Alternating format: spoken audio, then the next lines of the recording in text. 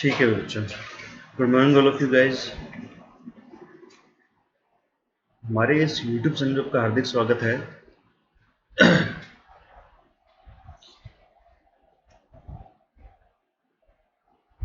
देखो, idioms and phrases में अपने एक नोस्ट्रम पहले कर चुके हैं। नोस्ट्रम का मतलब होता है बेटा पेनेसिया, रामबाण इलाज। मतलब मैंने यहाँ पे एक इडियम को याद करने का एक रामबाण इलाज निकाला है, एक तरीका निकाला है, एक ट्रिक निकाली है, कुछ भी कह लो। वो ट्रिक क्या वो देखना। देखो, अक्सर इडियम फ्रेजेस याद नहीं हो पा रहे, तो अपनों ने क्या किया, इडियम फ्रेजेस में एक नोस्ट्रम की सीरीज लेके आए। टोटल 30 नोस्ट्रम है, 30। एक नोस्ट्रम के अंदर अपने 10 क्वेश्चन सॉल्व करने वाले हैं। यानी कि पहले नोस्ट्रम में 10 क्वेश्चन 10 इडियम समझा रहा हूँ विद डायग्राम, जैसे आपको स्क्रीन के ऊपर दिख रहा है कि रीड बिटवीन द लाइंस, उसका मीनिंग सामने लिखा हुआ है, नीचे उसका डायग्राम भी बना हुआ है। तो ऐसे डायग्राम के थ्रू मैंने 10 इडियम समझाने की कोशिश की है। उसी सेम वीडियो में ही आपको मैं फिर क्या करवाऊंगा, 10 इडियम समझाने के बाद में उस पर एक क्वेश्चन सॉल्व करेंगे। यानी प्रीवियस एग्जाम्स के अंदर जो इडियम्स आ चुके हैं वो क्वेश्चन मैंने उठाए हैं इन पे, तो वो अपने प्रीवियस क्वेश्चन साथ में सॉल्व करेंगे 4 ऑप्शन के साथ में। तो उससे क्या चीज़ और क्लियर हो जाएगी। तो पहले 10 क्वेश्चन समझोगे, 10 इडियम समझोगे, बाद में उसको 10 क्वेश्चन सॉल्व करोगे, तो आपको पक्का इडियम भूल नहीं सकते। तो इससे क्या आपका इडियम कंफर्म होने वाला है। तो इडियम्स एंड फ्रेजेस की ये जो सीरीज है, टोटल 30 नोस्ट्रम है। तो 30 नोस्ट्रम को सॉल्व करने के लिए अपने यहाँ पे कंटिन्यू करेंगे इस सीरीज को। अपने पहले एक इडियम की सीरीज सॉल्व कर चुके हैं, उसको आप यूट्यूब पे जाके देखते रहें हमारे इस यूट्यूब चैनल के ऊपर।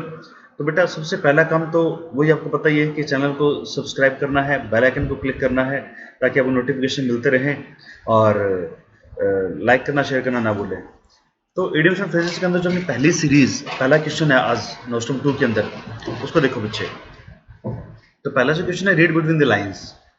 देखो, इडियम देख के पता लग रहा है कि रीड बिटवीन द लाइंस यानी कि लाइन के अंदर को पढ़ना, मतलब अंदर के मीनिंग को निकालना। To understand the inner mean, to understand the inner mean. तो अंडरस्टैंड का एक सिनोनिम और लिख लो बेटा, कॉम्प्रीहेंड। कॉम्प्रीहेंड, तो किसी चीज को कॉम्प्रीहेंड करना, अंडरस्टैंड करना, नहीं समझना। मतलब कहते हैं ना, शब्दों में क्या रखा है, भावनाओं को समझो। तो अंदर के मीनिंग को निकालना। पैसेज को ऊपर ऊपर से पढ़ लिया, उसका कोई मतलब नहीं है। अंदर के मीनिंग को समझो कि नरेटर यानी कि उसका राइटर कहना क्या चाहता है। तो अंदर के भावार्थ को समझना, अंदर के मीनिंग को समझना, यानी कि रीड बिटवीन द लाइंस। तो इजीली आपको इडियम याद हो जाएंगे डायग्राम के थ्रू। तो मैं मतलब मोस्टली मैं कोशिश करूंगा कि जो 300 इडियम इंपॉर्टेंट है मेरी नज़र में, जो बच्चे NDA, navy, air force, army, clerk, CDS का एग्जाम दे रहे हैं, एसएससी का एग्जाम दे रहे हैं, उन सबके लिए ये 300 ईडीएम बेनिफिशियल हैं। क्योंकि प्रीवियस के अंदर जितने भी ईडीएम आए हैं 500-600, उनमें से ये मैंने 300 ऐसे निकाले हैं जो कि मोस्ट इंपॉर्टेंट है और बार बार रिपीट हुए हैं, बार बार एग्जाम में आते रहे हैं। और कुल मिला के वो 500 नहीं है, वो 400 ही है। तो 300 में से मिनिमम मैं करवा रहा हूँ आपको, इससे बाहर नहीं आएगा। तो बस इनको पढ़ लो, काफ़ी है। तो मिनिमम जो 300 है मोस्ट इंपॉर्टेंट है मेरी नज़र में, वो अपने सोल्व कर रहे हैं यहाँ पे। तो read between the lines means to understand the inner mean, अंदर के भावार्थ को समझना, किसी चीज़ के अंदर के मीनिंग को निकालना कि वो कहना क्या चाहता है, उसका एक्चुअल में मतलब क्या है। तो चलते हैं क्वेश्चन नंबर 2 की तरफ। तो सेकंड नंबर क्वेश्चन देखो बच्चे, speak one's mind to express one's thoughts. Speak one's mind का मतलब, इस इडियम का मतलब क्या है भाई। Speak one's mind means to express one's thoughts, यानी अपने थॉट्स को एक्सप्रेस करना, व्यक्त करना। यानी आप क्या सोचते हो, आपके माइंड में क्या चल रहा है। यानी कि यहाँ पे डायग्राम में समझो, टू स्पीक ऑनेस्टली और openly to others about how one truly feels. यानी आप जो भी सोचते हैं, जो भी फील कर रहे हो, उसको ओपनली एक्सप्रेस करना। देखो, ये दिमाग खुल गया यहाँ पे। ये एक डायग्राम जो मैंने लिया है यहाँ पे दिमाग का लिया है, तो दिमाग के ऊपर ये इडियम था। तो इसका मतलब क्या है कि खुल के बोल रहा है दिमाग। तो मतलब दिमाग से कुछ चीज़ जो है दिमाग में चल रही है उसको व्यक्त कर देना। तो एक्सप्रेस वंस व्यूज, थॉट्स, विचार अपने जो भी है वो रख देना सामने, व्यक्त कर देना। तो इडियम आपको इजीली याद हो जाए। बच्चा साथ साथ ढंग से समझते रहना, क्योंकि इसके बाद अपने इस पे क्या है, क्वेश्चन सॉल्व करने वाले हैं। Question number 3, idiom number 3।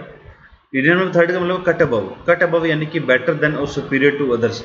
कोई चीज़ किसी से अच्छी होना, किसी से बेटर होना, सुपीरियर होना। इंसान भी हो सकता है, लिविंग एंड नॉन लिविंग, अगर किसी से बेटर है तो अपने कट अबव बोल सकते हैं, यार ये उससे बेटर है, ये उससे कट अबव है। तो मीनिंग देखो, बेटर देन अदर पीपल और अदर थिंग्स, यानी किसी लोगों से, किसी चीज़ से अगर कुछ चीज़ बेटर है तो अपने उसके लिए बेटर बोलने के बजाय कट अबव भी बोल सकते हैं। बिल्कुल ठीक है, इसको सिनोनिम कह सकते हो। बस इसका इडियम भी हो गया। तो एक अपनों ने, जब जिन बच्चों ने मेरी ऑफलाइन क्लास ले रखी है उनको पता होगा कि कंपैरेटिव डिग्री कंपैरेटिव प्रीपोजिशन लेती है। कंपैरेटिव डिग्री कंपैरेटिव प्रीपोजिशन पक्का लेती है। अब जैसे बेटर कंपैरिजन है, देन प्रीपोजिशन ले ली, सुपीरियर कंपैरिजन कर रहा है, इसने टू प्रीपोजिशन ले ली। तो कहाँ पे टू आता है, कहाँ पे देन आता है, ये अपनों ने प्रीपोजिशन के अंदर भी पढ़ा होगा और एडजेक्टिव चैप्टर में पढ़ा होगा कंपैरेटिव डिग्री में। तो ये जो टू है इसके लिए मैंने 5 वर्ड बताए होंगे आपको। उन 5 वर्ड में एल्डर, प्रेफर, प्रेफरेबल और आईओआर सफिक्स जिसके लास्ट में आईओआर है और सिमिलर, इन सब के साथ में क्या आता है बेटा, टू प्रीपोजिशन आती है। तो ये अपने पढ़ चुके हैं। खैर अपना जब भी यहाँ पे सीरीज आएगी उसमें वो भी चेक करेंगे कि टू कहाँ का आता है। चलते हैं क्वेश्चन नंबर 4 की तरफ। क्वेश्चन नंबर जो अपना 4 है, शो द व्हाइट फ्लैग और फीदर, यानी कि व्हाइट फ्लैग सफेद झंडा या सफेद पंख दिखाना मतलब सरेंडर करना। सरेंडर करना मतलब गिव अप करना, घुटने टेक देना। तो हार मान लेना, सरेंडर कर देना, घुटने टेक देना यानी कायरता दिखा देना, कायरता दिखाना, कोवार्ड बनना। तो ये जो व्हाइट फ्लैग है इसका मतलब क्या होता है, टू एक्ट लाइक अ कोवार्ड यानी कायर की तरह बिहेव करना। तो कायर की तरह बिहेव किया तभी तो उसने घुटने टेके हैं, सरेंडर कर दिया। तो सरेंडर करना, घुटने टेकना बच्चे, शो द व्हाइट फ्लैग और व्हाइट फीदर। तो सफेद पंख दिखाना है, सफेद झंडा दिखाना मतलब घुटने टेकना होता है। तो ये बिल्कुल प्रैक्टिकल सा है, याद हो जाएगा। क्वेश्चन नंबर 5 की तरफ मूव करते हैं। तो क्वेश्चन नंबर जो 5 है वो है हैंड इन ग्लव। तो हैंड इन ग्लव जो ये इडियम है, हैंड इन ग्लव का मतलब होता है in close relationship, very close. कोई चीज़ अगर बहुत ही क्लोज है, बहुत ही नज़दीक है, बहुत ही क्लोज रिलेशनशिप में है, अच्छे टर्म्स हैं, तो गुड टर्म्स भी बोल सकते हो। वेरी क्लोज मीन्स अच्छे टर्म्स, गुड टर्म्स।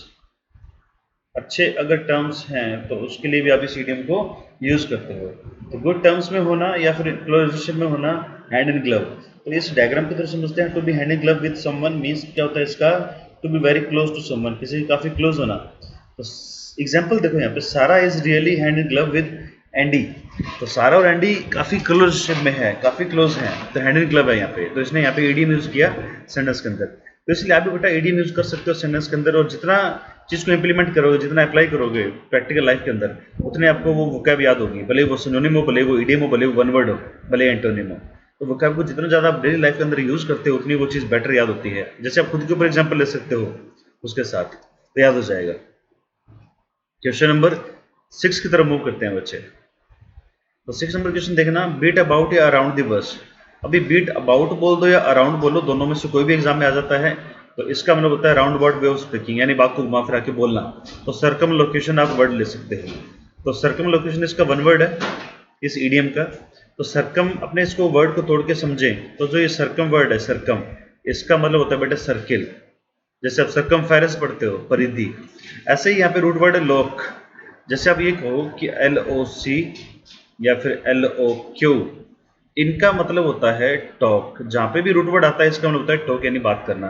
जैसे बोलते हो लोक्वेसियस, जैसे आप बोलते हो लोक्वेसियस, इसका मतलब क्या होता है बच्चे, टोकेटिव। इसका मतलब होता है टोकेटिव यानी कि बातूनी, बहुत ज़्यादा बोलने वाला। जैसे छोरियों की आदत होती है ना बोलने की, तो वर्बोज यानी कि बातूनी जो होते हैं उनके लिए लोक्वेसियस यूज़ करते हो। तो लोकुआ जहाँ पे आपको वर्ड दिखा, इनका मतलब होता है टॉक यानी कि बात करना। तो सर्कम लोकेशन में बात को घुमा के बोलना, मतलब जो मेन बात है वो तो करनी नहीं है सेंटर पॉइंट वाली, उसके इर्द गिर्द बात को घुमा रहे हैं, उसके इर्द गिर्द बात को घुमाते जा रहे हैं।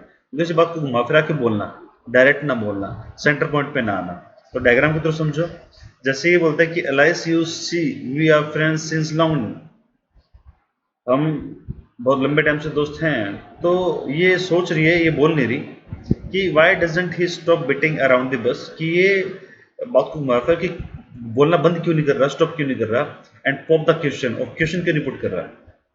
तो meaning to word coming straight to the point, यानी कि मेन पॉइंट पे क्यों नहीं आ रहा, बात को घुमा के फिरा क्यों रहा है। तो किसी बात के मेन पॉइंट पे ना आके बात के आसपास बात को घुमाना, सर्कमलोक्यूट करना या फिर बीट अबाउट द बस, इसका इडियम है बच्चे। तो इसलिए आपको ये चीज डायग्राम के थ्रू याद हो जाएगी। क्वेश्चन नंबर 7 की तरफ मूव करते हैं। क्वेश्चन नंबर 7, तो क्वेश्चन नंबर 7 है इन ल्यू ऑफ, यानी कि in place of, instead of, किसी की जगह पे, किसी के स्थान पे। तो इन ल्यू ऑफ ये इडियम है। जैसे मैं इस पे एक एग्जांपल इंग्लिश में बोल के बताऊं कि tomorrow I am not coming to attend your class, take your class, so the other teacher is coming in lieu of me, यानी कि मैं कल क्लास लेने नहीं आ रहा, मेरी जगह पे कोई और टीचर आ रहा है कल के लिए। मजाक कर रहा हूँ, सीरियस मत लेना इस बात को भी। तो अगर मेरी जगह पे कोई और टीचर आ रहा है तो मैं वहाँ पे बोल सकता हूँ मेरी जगह पे, यानी कि मेरे स्थान पे, in my place, instead of me यानी इन ल्यू ऑफ मी यानी मेरी जगह पे। तो इस इडियम का मतलब भी बिल्कुल क्लियर है, किसी के स्थान पे, किसी की जगह पे, in the place of. Question number 8। तो क्वेश्चन नंबर 8 को देखते हैं। To owe money, losing money in the red, जो इडियम है इन द रेड, ये जो इन द रेड है, रेड जहां पे आता है ज्यादातर खतरनाक ही होता है भाई, है ना। रेड वर्ड तो मतलब खतरनाक, खतरे की घंटी है। टू ओ मनी यानी कि मनी का ओ होना, यानी ऋण चढ़ना, कर्जा होना। मनी का अगर कर्जा है मतलब आपको घाटा लग रहा है कहीं ना कहीं, क्योंकि प्रॉफिट में है अगर आप, तो घाटा नहीं लग सकता, कर्जा नहीं चढ़ सकता। ये प्रॉफिट नहीं हो रहा है, इसे लॉस हो रहा है, लॉसिंग मनी, घाटा लगना। जैसे रेड का यहाँ पे मैंने एक डायग्राम ग्राफ की तरफ समझाने की कोशिश की है। ये जो ग्राफ है गिरता जा रहा है, गिरता जा रहा है, गिरता ही जा रहा है।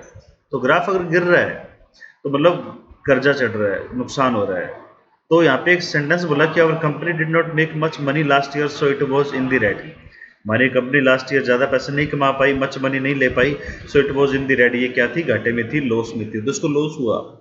But companies in the red, it has spend more money than it has made. तो जब भी कंपनी घाटे में होती है, लॉस मनी होती है उसे, इसका मतलब उसने पैसे तो ज्यादा लगा दिए लेकिन कमा नहीं पा रही, वहां से मेड नहीं कर पा रही पैसे को। तो कहते हैं ना कि आमदनी अठन्नी, खर्चा रुपया। खर्चा तो ज्यादा है घरों में, लेकिन आमदनी हो नहीं रही, क्योंकि कोरोना की वजह से जो ऐसी तैसी हुई है वो बहुत बड़ी हुई है। भले बिजनेसमैन को हो, भले वो किसी प्राइवेट टीचर को हो, बहुत सारे एग्जाम्पल ऐसे। तो अपने आसपास ये प्राइवेट टीचर वाला तो है ही है कि काफी लॉस हो रहा है जब से कोरोना आया है। तो ये था अपना 8 नंबर क्वेश्चन। इसका मतलब था घाटा लगना, नुकसान होना, पैसे कम आना या ना आना, या कर्जा चढ़ना। क्वेश्चन नंबर 9 की तरफ मूव करते हैं बच्चे। Face the music, to accept criticism या फिर टू बियर क्रिटिसिज्म। मैं एक्सेप्ट की जगह पे बियर भी लिख सकता हूँ। बियर यानी झेलना या सहन करना, तो क्रिटिसिज्म को झेलना या एक्सेप्ट करना, पनिशमेंट को झेलना या एक्सेप्ट करना, स्कोल्डिंग यानी डांट को एक्सेप्ट करना या झेलना, डांट खाना किसी से, रेप्रीमेंड यानी डांट खाना। तो ऐसे रिजल्ट झेलना जो क्रिटिकल हो अपने लिए। You have to get flea in one's ear, बेटा ये एक इडियम और मिल गया इसका, to get flea in one's ear, ये इसका दूसरा इडियम है। This is the second idiom of this same, face the music और to get flea in the one's ear, दोनों इडियम एक ही हैं। तो ये इडियम आ जाए या ये वाला इडियम आ जाए, बात एक ही है। तो मैंने दूसरा इडियम यहाँ पे लिख दिया ताकि आपको याद रहे, दिक्कत ना हो। और ये जो to get flea in one's ear, ये भी इसका इडियम है। इसका मतलब भी वो होता है डांट खाना, डांट सुनना, या फिर गलत काम उसके नतीजे भुगतना। कांड किया तो भुगतना तो पड़ेगा भाई। जैसे to have unpleasant consequences after doing something wrong, यानी कि अनप्लेजेंट आपने कोई काम किए हैं, उसका अनप्लेजेंट रिजल्ट भुगतना आफ्टर डूइंग समथिंग रॉन्ग, यानी गलत काम करने के बाद में उसकी गलत नतीजे भुगतना। तो भाई बिल्कुल, जैसे एग्जांपल लें अपने, टू गेट पनिशमेंट, डांट खाना या पनिशमेंट लेना। जैसे मान लो आपने कोई कांड कर दिया और पापा को पता लग गया, तो पापा आपके सामने खड़े हैं और उनका म्यूजिक चल रहा है और अपने सुनते जा रहे हैं। चुप करके उस म्यूजिक को सुन लो, क्योंकि गलती की है, कांड किया है। तो अच्छा कांड है या बुरा कांड है, कोई भी कांड है, कांड तो कांड ही होता है, तो डांट सुननी पड़ेगी। तो म्यूजिक सामने चल रहा है, उसको अपने सुन रहे हैं, तो फेस द म्यूजिक, डांट खाना या डांट सुनना, तो म्यूजिक ही तो है, सुनते जाओ, सुनना पड़ेगा, क्योंकि वो बाप है सुनाने वाला। क्वेश्चन नंबर 10 की तरफ मूव करते हैं बच्चे। क्वेश्चन नंबर जो मेरा 10 है वो है डार्क हॉर्स, सरप्राइजिंग विनर यानी छुपा रुस्तम। ये सरप्राइजिंग विनर वो होते हैं जो अनएक्सपेक्टेड विनर होते हैं, यानी जिनसे उम्मीद नहीं थी। अनएक्सपेक्टेड यानी कि जिनसे उम्मीद ही नहीं थी, वो विनर। यानी कि कह सकते हो क्लास में बैक बेंचर्स अब्दुल कलाम कहते हैं ना कि मेहनत इतनी खामोशी से करो कि सफलता शोर मचाए। तो वो बात है कि पहले दिन का पता नहीं लगता है कि कुछ करेंगे भी, लेकिन जब रिजल्ट आता है तो ये बम फोड़ते हैं, धमाके फोड़ते हैं, धमाके करते हैं। तो डार्क हो सकते हैं सरप्राइजिंग विनर, छुपे रुस्तम, जो अचानक से रिजल्ट के साथ में पता लगता है कि हाँ इन्होंने कुछ किया भी है जिंदगी में। तो डार्क उसका मतलब someone who unexpectedly wins a competition, यानी ऐसे व्यक्ति जो अचानक से ही कंपटीशन जीत जाएं। Someone who surprises others with their skills और टैलेंट, यानी ऐसे लोग जो दूसरों को अपने स्किल और टैलेंट से क्या कर दें, सरप्राइज कर दें, चौंका दें। तो ऐसे लोग होते हैं डार्क हॉर्स, सरप्राइजिंग विनर, यानी कि छुपे हुए रुस्तम। तो ठीक है बच्चों, ये तो अपने 10 इडियम थे जो उन्होंने विद डायग्राम समझे और आपको इजीली समझ में भी आ गए। अब इसके अपने 10 क्वेश्चन की तरफ मूव करते हैं, 4 ऑप्शन के साथ में। प्रीवियस एग्जाम्स के क्वेश्चन है, पेपर में आ चुके हैं। और ये वीडियो आपके एग्जाम में जो बच्चे प्रिपरेशन कर रहे हैं NDA, navy, air force, army, clerk और सीडीएस के लिए, उनके लिए बड़ा बेनिफिशियल रहेगा। तो आपको वही काम करना है कि सब्सक्राइब करना है चैनल को, बेल आइकन को क्लिक करना है ताकि आपको नोटिफिकेशन मिलता रहे, और वीडियो को लाइक करना और शेयर करना बिल्कुल ना भूलें। चलते हैं प्रैक्टिस शीट की तरफ। तो इडियम्स एंड फ्रेजेस की नोस्टम प्रैक्टिस शीट 2, इस पे एक वीडियो पहले भी बन चुका है, उसको आप विजिट करते रहें, देखते रहें, साथ साथ नोट करते रहें। अच्छा, एक चीज़ और, इनका जो पीडीएफ आपको English by Sandeep Juneja Telegram channel पे मिलता जाएगा। ये ऊपर ऊपर देखो, English by Sandeep Juneja Telegram channel पे आपको उसको पीडीएफ मिल जाएगा बच्चे। तो जो भी मैं यहाँ पे शीट्स देने की कोशिश करता हूँ वो टेलीग्राम चैनल पे डाल देता हूँ। ठीक है, तो क्वेश्चन नंबर जो अपना इसमें फर्स्ट है उसको देखते हैं। A critic's work is to read between the lines. एक क्रिटिक का जो काम होता है वो रीड बिटवीन द लाइन्स होता है, यानी कि अंदर के भावार्थ को समझना। एक राइटर का, एक कवि का, एक लिखने वाले का, नरेटर का काम क्या है? अंदर के भावार्थ को समझना या समझाना। तो यहाँ पे अपने कह सकते हैं to understand the inner meaning. ये सी ऑप्शन क्लिक कर लेंगे। यहाँ पे देखो कई बच्चे क्या करते हैं, ए ऑप्शन को क्लिक कर देते हैं, टू कैम्प्रीहेंड द मीनिंग। मीनिंग को समझना, सिर्फ मीनिंग समझना नहीं, अंदर के मीनिंग को समझना था। तो रीड बिटवीन द लाइंस का मतलब क्या है भाई? अंदर जा रहा है बिटवीन से, तो अंदर के मीनिंग को समझने के लिए अपने बिटवीन की जगह पे इनर यूज कर रहे हैं, मतलब to understand the inner meaning, तो सी आएगा। क्वेश्चन नंबर सेकंड की तरफ मूव करते हैं। सेकंड क्वेश्चन कह रहा है, I think that it is time for me to speak my mind and talk about my complaints about our company. मैं ये सोचता हूँ कि जो व्यक्त कर दूँ विचारों को, टॉक अबाउट माई कंप्लेंट, जो शिकायतें हैं हमारी कंपनी के लिए। तो ये कह रहे हैं कि स्पीक माई माइंड। यहाँ पे स्पीक माई माइंड यानी कि एक्सप्रेस वंस आइडियाज, अपने आइडियाज को क्या करना? एक्सप्रेस करना, यानी व्यक्त करना। अब सी कह रहे हैं to talk about one's ideas, तो टॉक नहीं बैठा, एक्सप्रेस करना पड़ेगा। फिर कह रहा है कि to be frank and honest, honest और फ्रैंक होना। तो किस केस में फ्रैंक है, किस केस में ऑनेस्ट है? तो यहाँ पे आइडियाज के बारे में तो बात ही नहीं हुई, क्या पता वो बिहेवियर में है, किस में है। तो इसलिए बेटा डी ऑप्शन बिल्कुल बिल्कुल एग्जैक्ट है। टू एक्सप्रेस वंस आइडियाज, अपने आइडियाज को एक्सप्रेस करना। तो ये था अपना सेकंड क्वेश्चन। चलते हैं क्वेश्चन नंबर थर्ड की तरफ। क्वेश्चन नंबर थर्ड की तरफ मूव करते हैं। He is cut above all the other boys in the group. अपने ग्रुप के अंदर जो है वो क्या है? कट अबव है, यानी कि सबसे क्या है? सुपीरियर है। तो rather superior to, D option. किसी सुपीरियर होना, अच्छा होना, बेटर होना, और सुपीरियर से हमें टू आती है, प्रीपोजिशन तो आती रहेगी। देखो टॉलर में देन, एक्टिव में देन, मोर एक्टिव में देन, और लिटिल रफर में भी देन, इनमें देन आया। तो वो 5 वर्ड कौन से थे जिनके बाद में टू आता है कंपैरिजन करने के लिए? बाकी सब में देन लगाते हो। तो टू के लिए बेटा 5 वर्ड थे। एक तो है एल्डर, जिस बच्चे को नहीं पता वो लिख ले भाई, एल्डर। एक वर्ड है यहाँ पे प्रेफर, एक वर्ड अपने को मिल जाता है प्रेफरेबल, एक वर्ड है सिमिलर, एक वर्ड है आई ओ आर सफिक्स, यानी जिस वर्ड के लास्ट में आई ओ आर है, प्रत्यय आई ओ आर। सीनियर है, जूनियर है, इन्फीरियर है, फ्रंटियर है, पोस्टीरियर है, सबके साथ बेटा कंपैरिजन में टू आता है। बाकी सबके समय देन लगाते रहो आंख बंद करके, आपको कोई नहीं रोकेगा पूरी इंग्लिश के अंदर। जहां पे comparative degree I, comparative preposition जरूर लेगी, देन या टू।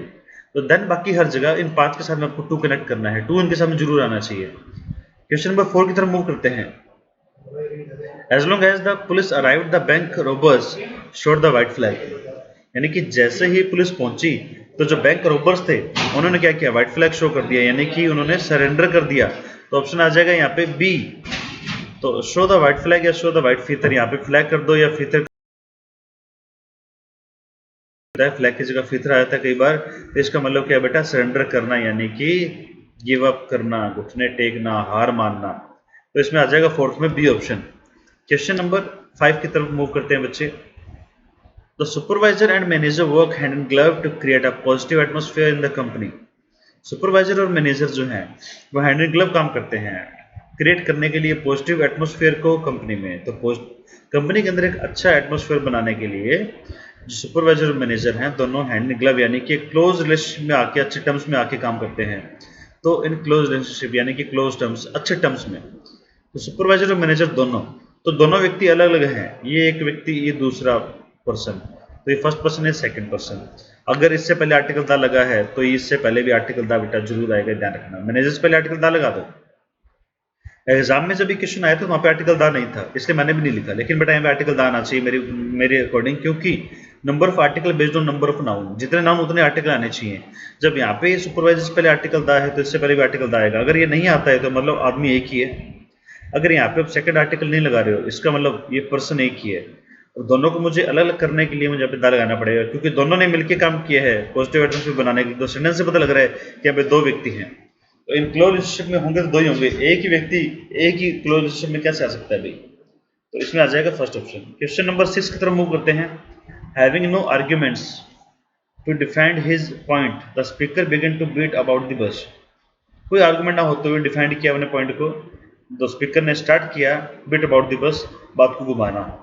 तो बात को घुमाना, बात को घुमा फिरा के बोलना, डायरेक्ट पॉइंट पे ना आना, तो यानी speak in round about way, यानी इसने क्या किया, सर्कमलोक्यूट किया। सर्कमलोकेशन यानी कि round about way of speaking, तो वो ये स्पीकिंग राउंड अबाउट वे, यहाँ पे सी ऑप्शन आ जाएगा।